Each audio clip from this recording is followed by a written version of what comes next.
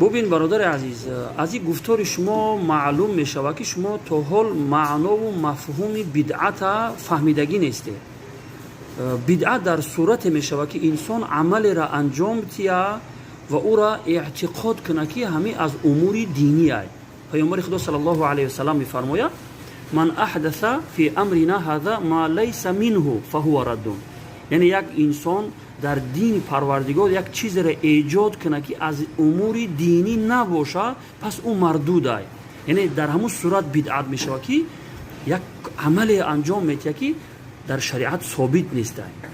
خب اما یک انسان اگر یک عمل را انجام داد، مثلا در هنگام طهارت کردن یک دعای خواند با الفاظ خودش و او را اعتقاد نکرد که همین دعا از پیامبر خدا ثابت است یا اینکه از امور دین همین ثابت است، هم تو یک دعا خواند، این انسان گناهکار نمی شود.